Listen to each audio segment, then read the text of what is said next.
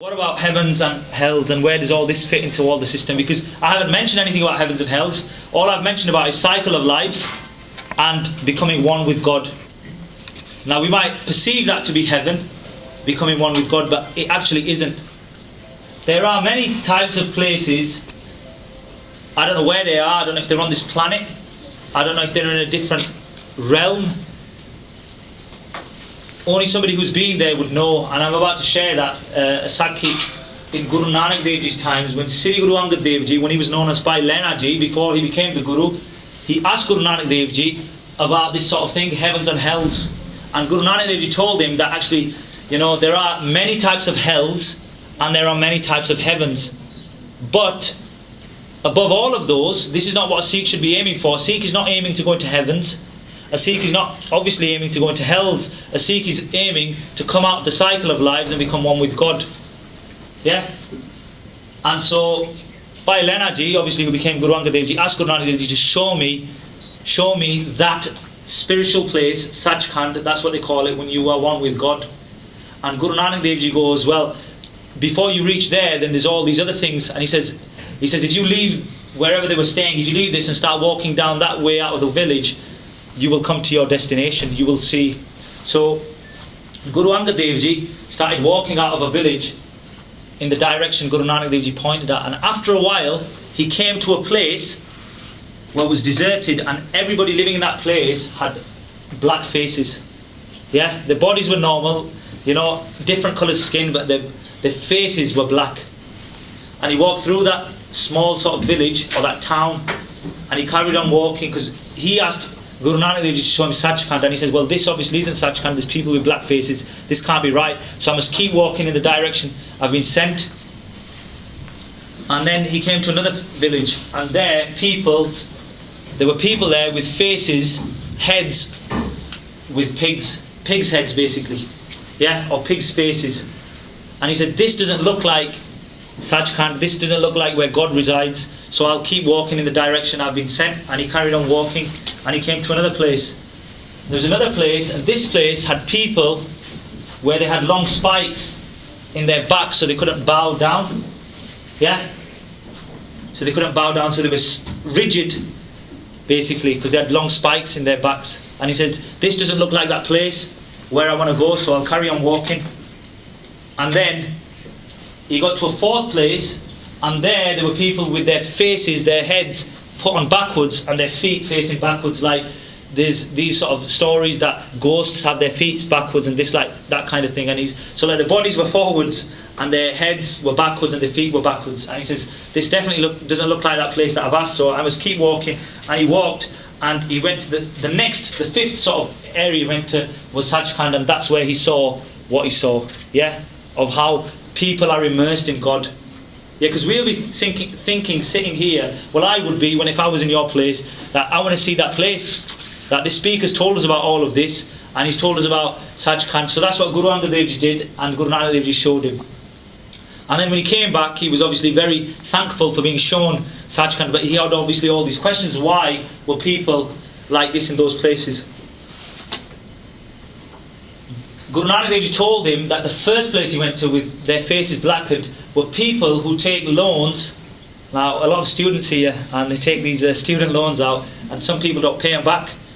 But the key thing here is they extend their wealth. They use that loan to extend their wealth. So they're already rich and they can pay it back, but they don't pay it back on purpose. That's what the key thing is. Obviously, if you can't pay it back, you can't pay it back because you're in debt or whatever. That's different. It's for people. This teaching is for the people who take money or borrow money from anybody, and they already have loads of money, or they can pay the money back, but they on purpose don't pay it back. He says that's what happens to people like that. That's the type of hell that they go to. So it's not just one type of hell. There are many types of hells for different people doing different crimes. And he says those kind of people get their faces blackened, and they end up in places like that. And they have to spend lives, their soul has to spend loads of lives in that place before they get the chance to even come back into the cycle, to even work themselves up the cycle. So that's not even in the cycle in a way, it's outside of the cycle. But so you're not even got the chance to get out, because you're away from it. The second place is people who slander others and they make up false things. They lie. Nindya chugli is the word that we use. They slander a lot of people. Yeah, they talk false about other people. They use other people's good names and spread information about them. Yeah, to blacken their names. Those are the kind of people that end up with faces or heads like pigs. He said, so they get up in a type of hell like that. And then those of us who have never bowed to the true Guru, obviously for us that's Sri Guru Granth Sahib Ji, if we have got so much ego that we don't even bow down, like let's say we go to the Gurdwara and we don't even matha take, we don't even put our head to the floor, because we feel maybe sometimes, I'm not saying you guys, there are people on this world that will go to a Gurdwara and they'll feel that that's not on their level, that they should bow down and put their head down. They just stay up and they'll just go like this.